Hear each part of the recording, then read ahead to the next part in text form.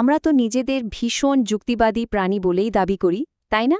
কিন্তু সত্যিটা হলো, দিন শেষে আমরা প্রত্যেকেই খুব গভীরভাবে আমাদের আবেগের দ্বারাই পরিচালিত হই। আজকের এই বিশ্লেষণে আমরা চমৎকার একটা বিষয় নিয়ে কথা বলবো।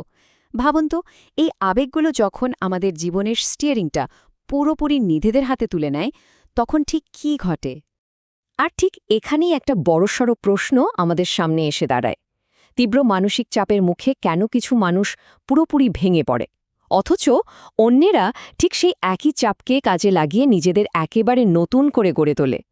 আবেগের এই ঝড় সামলানো কিন্তু আমাদের সবার জীবনেরই ভীষণ পরিচিত একটা অভিজ্ঞতা। আমাদের প্রথম মূল পর্ব, আবেগ যখন মানুষকে ভেঙে দেয়। ভালোবাসা, ভয়, রাগ আর প্রত্যাখ্যান, এই অনুভূতিগুলোই তো আমাদের মানুষ করে তোলে। কিন্তু এগুলো যখন হাতের নাগালের বাইরে চলে যায়, তখন এগুলো একজন মানুষের আত্মপরিচয় আর তার সিদ্ধান্ত নেওয়ার ক্ষমতাকে একদম চূর্ণবিচূর্ণ করে দেওয়ার অদ্ভুত এক ক্ষমতা রাখে। ভেঙে পড়ার মনস্তাত্ত্বিক কারণ। আচ্ছা, এই ভেঙে পড়ার প্রক্রিয়াটা আসলে কিভাবে কাজ করে? একটা ব্যাপার খেয়াল রাখা খুব জরুরি, বড় ধরনের কোনো মানসিক ব্রেকডাউন কিন্তু কখনোই রাতারাতি ঘটে না। বরং এটা হলো মানুষের ভেতরে একেবারে নীরবে জমতে থাকা মানসিক কষ্টের একটা লম্বা পরিণতি। সবকিছুর শুরুটা হয় কিন্তু এখান থেকেই। মনোবিজ্ঞানের ভাষায় এর নাম হল ইমোশনাল ডিসরেগুলেশন বা আবেগগত ভারসাম্যহীনতা। মানে নিজের আবেগগুলোকে ঠিকমতো কন্ট্রোল করার ক্ষমতাটা হারিয়ে ফেলা। যখন কেউ এই ক্ষমতাটা হারায়, তখন হঠাৎ করেই আবেগ তার জীবনের একমাত্র ড্রাইভার হয়ে বসে। মানসিক কষ্টটা যখন অনেক দিন ধরে চলতে থাকে, তখন সেটা আমাদের নিয়ে যায় পরের ধাপে, যাকে বলে কগনিটিভ ডিস্টরশন। এই বিষয়টা আসলে খুব ইন্টারেস্টিং। এই অবস্থায় মানুষের চারপাশটা দেখার দৃষ্টিভঙ্গি পুরোপুরি পাল্টে যায়। মনের গভীরে খুব নেতিবাচক কিছু বিশ্বাস জন্ম নেয়, যেমন আমি একটা চরম ব্যর্থ মানুষ, বা জীবনের তো কোনো অর্থই নেই। মানে কষ্টের চশমা দিয়ে দেখার ফলে পুরো রিয়ালিটিটাই অন্যরকম লাগতে শুরু করে। এরপরই আসে পতনের সবচেয়ে অন্ধকার পর্যায়টা, যাকে বলে লার্নড হেল্পলেসনেস বা অর্জিত অসহায়ত্ব। এই অবস্থায় একজন মানুষ মনে প্রাণে বিশ্বাস করতে শুরু করে যে নিজের পরিস্থিতি বদলানোর কোনো ক্ষমতায় তার আর নেই। তারা আক্ষরিক অর্থেই নিজেদের ভেতরের লড়াইটা ছেড়ে দেয়, ভুলভাবে বিশ্বাস করে যে তারা যাই করুক না কেন, তাদের এই পতন আর কোনোভাবেই ঠেকানো সম্ভব নয়। ইতিহাসের শিক্ষা। তবে এখানে দারুণ একটা আশার কথাও আছে। এই গভীর মানসিক খাদে পড়ে যাওয়ার মানেই কিন্তু সব শেষ হয়ে যাওয়া নয়। এটা বোঝার জন্য আমরা ইতিহাসের পাতা থেকে কিছু অসাধারণ শিক্ষা নিতে পারি। জানলে অবাক হবেন, মানব ইতিহাসের সেরা আর সবচেয়ে সফল মানুষগুলোও কিন্তু ঠিক এই একই অন্ধকারের সাথে লড়াই করেছেন। বিখ্যাত সাহিত্যিক লিও টলস্টয়ের কথাই ধরুন না। বাইরের দিক থেকে দেখলে তার বিশ্বজোড়া খ্যাতি, বিপুল সম্পদ, অগাধ সম্মান সবই ছিল, কিন্তু ভেতরে তিনি এক তীব্র অস্তিত্ব সংকটে ভুগেছিলেন। গভীর শূন্যতা আর এমনকি আত্মহত্যার চিন্তাও তাকে গ্রাস করেছিল একসময়। কিন্তু এরপর আত্মবিশ্লেষণ আর আধ্যাত্মিকতার মাধ্যমে তিনি নিজেকে ঠিকই নতুন করে গড়ে তুলেছিলেন। এবার একটু অ্যাব্রাহাম লিঙ্কনের কথা ভাবুন। আমরা তাকে ইতিহাসের অন্যতম দৃঢ়চেতা এক নেতা হিসেবে চিনি, তাই তো? কিন্তু তার জীবনের একটা বড় অংশ জুড়েই ছিল রাজনৈতিক ব্যর্থতা আর ব্যক্তিগত শোকের পাহাড়। আধুনিক মনোবিজ্ঞানীরা তারই তীব্র কষ্টগুলোকে মেজর ডিপ্রেসিভ এপিসোডস হিসেবেই আখ্যায়িত করে থাকেন। তাহলে এই ঐতিহাসিক ব্যক্তিত্বদের কাছ থেকে আমাদের সবচেয়ে বড় টেকঅ্যাওয়েটা কি?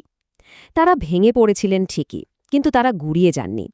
তারা তাদের গভীর মানসিক যন্ত্রণাকে অস্বীকার করেননি, বরং তারা সেটাকে মেনে নিয়েছেন, সেই তীব্র কষ্টের ভেতর দিয়ে হেঁটেছেন, আর শেষ পর্যন্ত নিজেদের এই যন্ত্রণাকেই অনেক বড় একটা উদ্দেশ্যে কাজে লাগিয়েছেন। 3টি ধ্বংসাত্মক দিক। চলুন এবার এই ধ্বংসের প্রক্রিয়াটার একটু গভীরে যাওয়া যাক। ঠিক কিভাবে এই কন্ট্রোলের বাইরে চলে যাওয়া আবেগগুলো আমাদের জীবনকে ধ্বংস করে? এর 3টা সুনির্দিষ্ট ধ্বংসাত্মক দিক আছে। ধ্বংসের এই 3 ধাপে আসলে কি ঘটে? প্রথমত, বিচারবোধ দুর্বল হওয়া। অতিরিক্ত রাগ বা তীব্র হতাশা আমাদের লজিক্যাল ডিসিশন নেওয়ার ক্ষমতা একদম নষ্ট করে দেয়। দ্বিতীয়ত, আত্মপরিচয় ক্ষতিগ্রস্ত হওয়া। টানা অনেক দিন প্রত্যাখ্যান বা অপমান সহ্য করতে করতে মানুষের ভেতর লো সেলফ এস্টিম তৈরি হয়। মানুষ নিজের আসল ভ্যালুটাই ভুলে যায়। আর তৃতীয়ত, সামাজিক বিচ্ছিন্নতা। আবেগের এই বিশাল ভার মানুষকে নিজেকে গুটিয়ে নিতে বাধ্য করে, যা তাকে একদম পঙ্গু করে দেওয়া একাকিত্বের দিকে ঠেলে দেয়। আর এই ব্যাপারটা আমাদের খুব কঠিন আর জরুরি একটা প্রশ্নের সামনে দাঁড় করিয়ে দেয়। আবেগ যদি এতটাই ধ্বংসাত্মক হতে পারে, তাহলে আত্মরক্ষার উপায়টা আসলে কি? কিভাবে আমরা আমাদের মনকে সুরক্ষিত রাখব? এবার তাহলে সমাধানের দিকে চোখ ফেরানো যাক। মনস্তাত্ত্বিক আত্মরক্ষার উপায়। আমরা এখন খুব অনুপ্রেরণামূলক একটা পর্বে প্রবেশ করছি।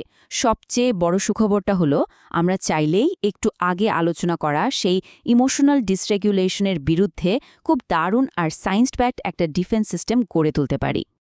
এই ডিফেন্সের জন্য আমাদের হাতে একটা পরিষ্কার 3 ধাপের সাইকোলজিক্যাল টুলকিট আছে। চলুন ধাপে ধাপে এগুলো একটু বিশ্লেষণ করে দেখি। প্রথম ধাপটা হলো ইমোশনাল অ্যাওয়ারনেস, মানে নিজের আসল অনুভূতিগুলোকে চিনতে পারা। অদ্ভুত ব্যাপার হলো, আমরা প্রায় নিজেদের আবেগগুলোকে ভুলভাবে লেবেল করি। হয়তো ভাবছি আমরা প্রচণ্ড রেগে আছি, কিন্তু আসলে হয়তো ওই রাগের পেছনে লুকিয়ে আছে আমাদেরই কোনো গভীর ভয়। আবেগকে সঠিকভাবে চিনতে পারলেই কিন্তু আমরা সেটাকে কন্ট্রোল করার চাবিটা পেয়ে যাই। দ্বিতীয় ধাপ হল কগনিটিভ রিফ্রেমিং। এর মানে হল নেতিবাচক ঘটনাগুলোকে সচেতনভাবে একদম নতুন একটা অ্যাঙ্গেল থেকে দেখা। জানেন তো, বিজ্ঞান বলে আমরা যখন নতুন দৃষ্টিকোণ থেকে চিন্তা করি, আমাদের মস্তিষ্কের নিউরাল পাথওয়ে আক্ষরিক অর্থেই নতুন করে তৈরি হয়। কোনো একটা কাজে ফেল করা মানেই কিন্তু জীবন শেষ নয়, এটা জাস্ট শেখার একটা ধাপ। প্রত্যাখ্যান মানেই এই নয় যে আপনার কোনো দাম নেই। আমাদের মনের ভেতরের এই গল্পটাকে বদলাতে হবে। ভিক্টর ফ্র্যাঙ্কলের কথা মনে আছে? তিনি একজন সাইকোলজিস্ট, যিনি নাৎসি কনসেন্ট্রেশন ক্যাম্পের সেই অকল্পনীয় ভয়াবহতার মাঝেও বেঁচে ফিরেছিলেন।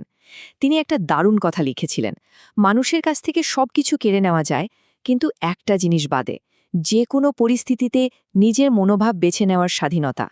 তার বেঁচে ফেরাই প্রমাণ করে যে নিজের রেসপন্স বেছে নেওয়ার ক্ষমতাটা আসলেই কতটা পাওয়ারফুল। আর শেষ ধাপটা হলো একটা সোশ্যাল সাপোর্ট সিস্টেম তৈরি করা। নিজের কষ্টটাকে অন্য কারো সাথে শেয়ার করে সেটার ভার কমানো। বন্ধু, পরিবার বা সহানুভূতিশীল কারোর সাথে কথা বলাটা শুধু যে মন হালকা করে তা কিন্তু না। একাকিত্বের ভয়াবহ অন্ধকারের বিরুদ্ধে এটা রীতিমতো ওষুধের মতো কাজ করে। এই যুদ্ধগুলো একেবারে একা লড়ার জন্য তো আমাদের তৈরি করা হয়নি, তাই না? ঘুরে দাঁড়ানোর ক্ষমতা। আজকের আলোচনার একেবারে শেষ পর্যায়ে এসে আমরা এই ঘুরে দাঁড়ানোর শক্তির ওপর একটু ফোকাস করি। আজকের দিনে সবচেয়ে বড় যুদ্ধগুলো কিন্তু কোনো অস্ত্র দিয়ে লড়া হয় না, হয় মনস্তাত্ত্বিকভাবে। আর ঠিক এই কারণে অন্য মানুষের না দেখা স্ট্রাগলগুলোকে আমাদের কখনোই ছোট করে দেখা উচিত নয়। ভেবে দেখুন তো, ঝড়ের তীব্রতায় একটা বড় গাছ যেমন নুয়ে পড়ে, কিন্তু ঝড় থামলে ঠিকই আবার সোজা হয়ে দাঁড়িয়ে যায়। আমাদের মানব মনও কিন্তু ঠিক তেমনই। তীব্র ইমোশনাল প্রেশারে ভেঙে পড়াটা মানুষের খুব স্বাভাবিক একটা প্রতিক্রিয়া। আমরা ভারে নুয়ে পড়ি ঠিকই, কিন্তু ওই গাছটার মতোই ঝড়ের শেষে নিজেদের শিকড় শক্ত করে আবারও মাথা উঁচু করে দাঁড়ানোর এক অসীম ক্ষমতা আমাদের আছে। কাজেই এখান থেকে আসল টেকঅ্যাওয়েটা হলো, আবেগ কোনোভাবেই কোনো দুর্বলতা নয়। এই যে আমরা এত গভীরভাবে ফিল করতে পারি, এটাই তো আমাদের এত সুন্দর করে তুলেছে। আসল দুর্বলতা হলো সেই আবেগগুলোর দ্বারা অন্ধভাবে চালিত হতে দেওয়া।